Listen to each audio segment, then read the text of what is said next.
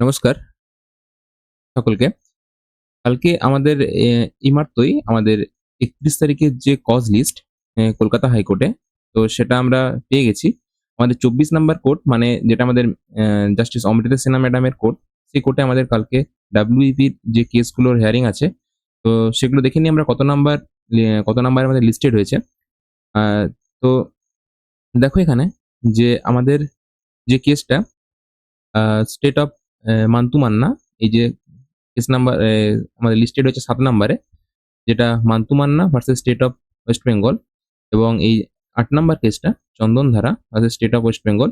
এই দুটো আমাদের লিস্টেড হয়েছে ৭ নাম্বার আর ৮ নাম্বারে। তো আমরা আগের দিনে দেখলাম যে আমাদের পিআরবির পক্ষ থেকে কোনো উকিল যায়নি।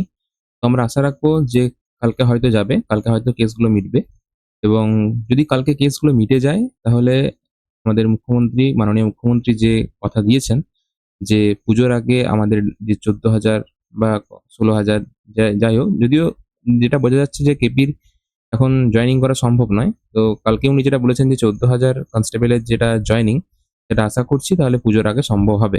এবং পুজোর আগে সম্ভব করতে গেলে আগস্টের মধ্যে রেজাল্ট, পুলিশ ভেরিফিকেশন বা ডকুমেন্ট ভেরিফিকেশন, আমাদের মেডিকেল সবকিছুটাই আমাদের কমপ্লিট করে নিতে হবে।